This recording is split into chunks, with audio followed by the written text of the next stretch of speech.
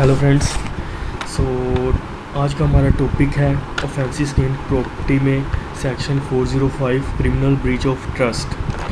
So criminal breach of trust starting करने से पहले हम मतलब समझ लेते हैं ट्रस्ट का मीनिंग होता है विश्वास।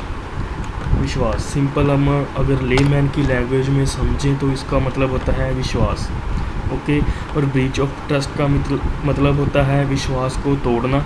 और क्रिमिनल ब्रीच ऑफ ट्रस्ट जब आ जाता है तब उसकी डिसऑनेस्ट इंटेंशन आ जाती है, गैर इरादा आ जाता है कि उसकी एक इंटेंशन जो मेंस रिया है वो पहले से ही गलत होता है कि उसको विश्वास को तोड़ना ही तोड़ना है मैंने, उसका पहले से ही इरादा गलत होता है, तो वो बन जाता है क्रिमिनल ब्रीच ऑफ ट्रस्ट। जो ब्रीच ऑफ ट्रस्ट है वो पहले जो सिंपल ब्रीच ऑफ ट्रस्ट और क्रिमिनल ब्रीच ऑफ ट्रस्ट में यही डिफरेंस है कि ब्रीच ऑफ ट्रस्ट में स्टार्टिंग से उसका मेंस रिया जो होती है, जो उसकी इंटेंशन होती है वो स्टार्टिंग से गलत नहीं होती। लेकिन क्रिमिनल ब्रीच ऑफ ट्रस्ट में उसकी जो मेंस रिया होती है, उसकी जो इंटेंशन होती है वो स्टार्टिंग से ही गलत होती है। Okay guys, so let's start section 405। हम पहले समझते हैं क्रिमिनल ब्रीच ऑफ ट्रस्ट के जो इंग्रेडिएंट्स हैं वो कौन कौन से हैं। फर्स्ट इंग्रेडिएंट्स है interested any property with person with property. Interesting मतलब होता है सिंपल हिंदी लैंग्वेज में इंटरेस्ट का मीनिंग होता है सौंपना, किसी को कोई चीज़ सौंपना, विश्वास करके सौंपना किसी को कोई चीज़, वो होता है इंटरेस्टिंग। सो फर्स्ट इंग्रेडिएंट है interesting any person with property, कि कोई भी प्रॉपर्टी किसी पर्सन को सौंपना विश्वास करके कि इसकी देखभाल कर ले, इसका ध्यान रखना, या कोई भी प्रॉपर्टी जो है इसमें वर्ड जो प्रॉपर्टी है मूवेबल और इमूवेबल दोनों आ जाती है। प्रॉपर्टी में मूवेबल और इमूवेबल दोनों प्रॉपर्टीज़ ऐड होती हैं। Okay guys, so interesting any person with property, इसका हम एक एग्जांपल लेते हैं। लाइक कि कोई लेडी है, वो बाहर फ़ॉरेन जाने वाली है अपनी जर्नी के लिए, उसको कोई काम है फ़ॉरेन में, तो वो जो है अपने नौकर को या किसी और रिलेटिव्स को अपना घर सौंप के चली जाती है, अपना घर इंट्रस्ट करके चली जाती है कि आप जब तक मैं वापस नहीं आती तब तक आप इसका ख्याल रखना। तो ये होगी जो लेडी ने उनको दूसरे पर्सन को घर दिया है, वो होगी इंटरेस्टमेंट टू पर्सन। ओके, ये हमारा फर्स्ट इंग्रेडिएंट फुलफिल हो गया। पर्सन इंटरेस्टेड, जिसको पर्सन को सौंपी गई है प्रॉपर्टी, वो पर्सन या तो उसे अपने यूज़ के लिए इस्तेमाल करें, अपने यूज़ के लिए गलत तरीके से इस्तेमाल करें। हम गलत तरीका कह सकते हैं, गलत तरीके से इस्तेमाल करें, ठीक है, और डिसऑनेस्टली यूज़ करे और डिस्पोज ऑफ दैट प्रॉपर्टी, और उसको नुकसान करे प्रॉपर्टी का, या उसको कोई गलत तरीके से बेच बूझ दे। ओके, जैसे कि यहाँ पे हमने समझा कि लेडी थी, वो अपनी प्रॉपर्टी किसी और पर्सन को दे के चली गई बाहर। सो जो पर्सन है वो अगर जो प्रॉपर्टी उसको दे के गई है, लाइक घर दे के गई है, घर का जो फर्नीचर है उसका ध्यान ना रखे, वो उसको जानबूझ के जैसे कि तोड़ दे, उसकी जो सोफ़े की जो गद्दियाँ होती हैं उसको फाड़ दे, ठीक है, ऐसे करके कोई भी प्रॉपर्टी को अगर नुकसान पहुंचाता है वो पर्सन, ठीक है, तो वो क्रिमिनल ब्रीच ऑफ ट्रस्ट में आएगा। ओके, आगे उसको जो राइट्स दे के गए हैं उस राइट्स का गलत इस्तेमाल करना। फॉर एग्ज़ाम्पल कि जिसको सौंप के गई है वो आगे प्लेज कर देती है, वो आगे किसी को दे देती है कि हाँ तू यहाँ पे रह ले, तो फिर जो वो पर्सन है जिसको आगे दे के गई है वो यहाँ पे कोई ऑफेंस कमिट कर देता है।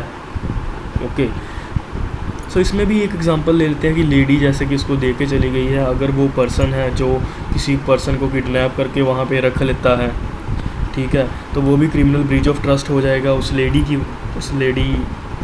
लेडी ने उसको घर दे के गई है, उसका गलत मिसयूज़ किया ना उसने, कि किडनैपिंग कर ली किसी की, उसको किडनैपिंग करके उसके घर में रख ली और घर का मिसयूज़ किया, सो ये भी क्रिमिनल ब्रीच ऑफ ट्रस्ट आ जाएगा।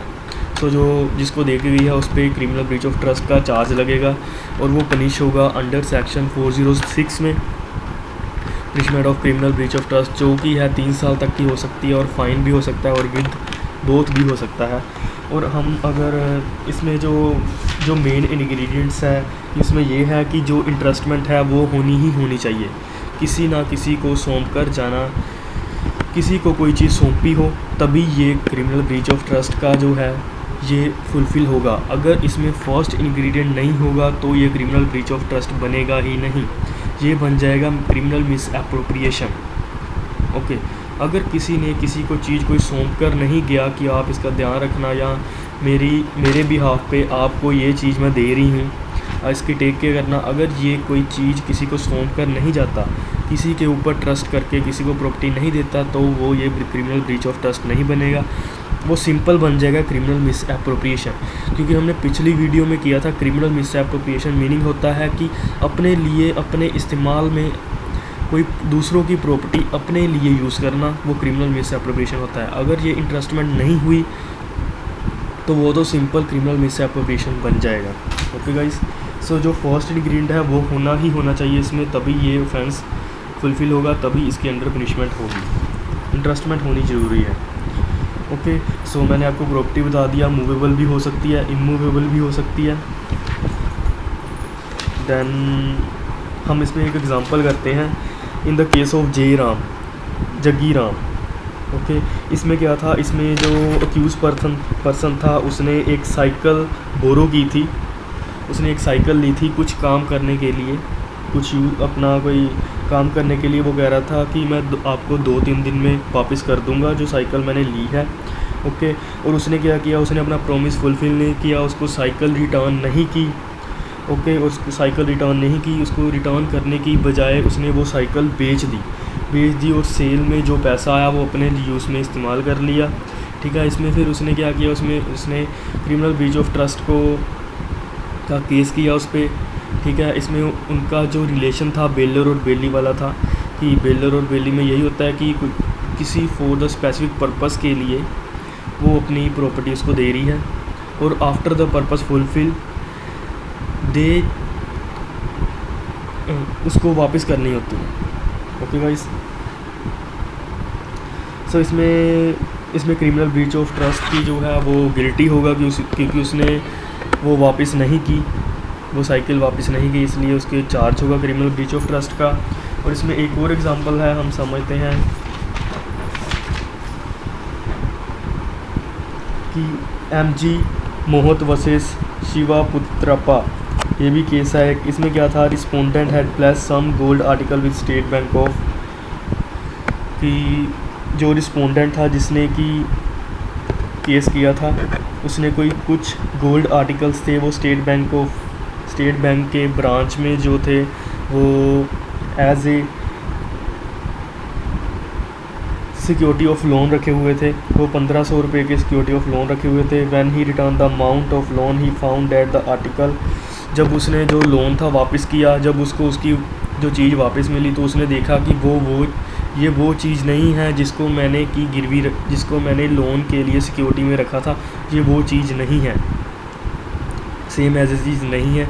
उसने क्या किया, उसने जो बैंक पे है वो केस कर दिया, तो बैंक लायबल होगी, बैंक का जो मैनेजर है वो लायबल होगा, बिकॉज बैंक में उसने as a security of loan रखा था। आफ्टर फुलफिल और repayment of the loan he will entitle to जो है उसकी प्रॉपर्टी, उसको सेम प्रॉपर्टी उसको मिलने के लिए वो लायबल था कि उसको सेम प्रॉपर्टी वो मिले उसकी वापस।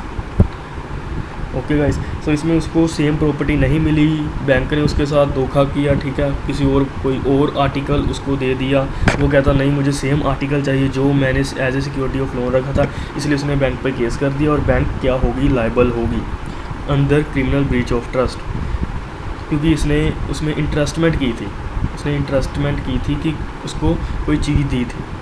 ओके गाइस, सो इसमें प्लेज का भी रोल आ जाता है। प्लेज क्या होता है, गिरवी रखना, पैसे देकर किसी को कोई चीज़ देना। ठीक है, अगर वो फुलफ़िल नहीं करता तब भी ये क्रिमिनल ब्रीच ऑफ ट्रस्ट का चार्ज लग सकता है उस पर। ओके, वो सब प्लेज नहीं कर सकता जब तक उनके कॉन्ट्रैक्ट में नहीं होगा कि आप सब प्लेज करोगे, वो सब प्लेज करके नहीं रख सकता। अगर वो सब प्लेज करता भी है तो उसको जो मालिक है उसको पता होना चाहिए कि सब प्लेज की है उसने, और उसको जो है उसका प्रॉफिट भी मिलना चाहिए। उसको अगर मनी मिल रही है तो वो ठीक है, अगर उसको प्रॉफिट नहीं मिल रहा, अगर उसको पता नहीं है कि जिसको मैंने प्लेज किया है उसने आगे प्लेज किया हुआ है, आगे सब प्लेज किया हुआ है, आगे सब प्लेज किया हुआ है, तब तक कि जब तक उसको पता नहीं है तो ब्रीच ऑफ ट्रस्ट का जो है वो चार्ज लगा सकता है उस पर। Okay guys, so mostly confusion होती है क्रिमिनल मिसअप्रोप्रिएशन और क्रिमिनल ब्रीच ऑफ ट्रस्ट के डिफरेंस में, क्योंकि क्रिमिनल मिसअप्रोप्रिएशन में भी प्रॉपर्टी को अपने यूज़ में लेते हैं और क्रिमिनल ब्रीच ऑफ ट्रस्ट में भी प्रॉपर्टी अपने यूज़ में लेते हैं। बस इनमें यही फ़र्क है कि क्रिमिनल ब्रीच ऑफ ट्रस्ट में जो है इंट्रस्टमेंट ऑफ प्रॉपर्टी होती है, किसी को प्रॉपर्टी सौंपना होता है, लेकिन क्रिमिनल मिसअप्रोप्रिएशन में जो प्रॉपर्टी है वो किसी भी तरीके से उनके पास आ सकती है। ज़रूरी नहीं है कि वो कोई प्रॉपर्टी उनको सौंपे ही सौंपे, किसी भी तरीके से उनको आ सकती है। बाय द एक्सीडेंटली आ सकती है। बाय द एक्सीडेंटली मीनिंग कि जैसे कि उसको रास्ते पे पड़ी मिल सकती है प्रॉपर्टी, वो अपने यूज़ में लेके आ रहा है, इसमें उसको कोई इंटरेस्टमेंट थोड़ी हो रही है। क्रिमिनल मिसअप्रोप्रिएशन में इंटरेस्टमेंट थोड़ी है, उसको तो पड़ी मिली है कहीं पे, उसको किसी ने दी थोड़ी है, उसको पड़ी मिली है कहीं पे तो उसने अपने यूज़ में ले ली। ऐसे होता है कि वो एक्सीडेंटली भी आ सकती है क्रिमिनल मिसअप्रोप्रिएशन में, बट जो क्रिमिनल ब्रीच ऑफ ट्रस्ट का ऑफेंस है उसमें स्पेसिफिकली इंटरेस्टमेंट होनी ज़रूरी है, किसी को चीज़ सौंपनी ज़रूरी है, किसी entrustment by the person to the person. Okay, by the person to the person, किसी पर्सन के द्वारा किसी पर्सन को कोई चीज़ सौंपी होगी तो क्रिमिनल ब्रीच ऑफ ट्रस्ट का ऑफेंस बनेगा। अगर क्रिमिनल मिसअप्रोप्रिएशन में आ जाए तो उसमें ऑफेंस नहीं बनेगा। ओके गाइस, सो हमारा जो सेकंड डिफरेंस है वो ये है कि क्रिमिनल ब्रीच ऑफ ट्रस्ट में है कॉन्ट्रैक्चुअल रिलेशन बन जाता है कि मैं आपको इतने समय के लिए ये मैं आपको इंटरेस्टमेंट कर रही हूँ, मैं इतने समय के बाद आपको वापस कर दूँगा।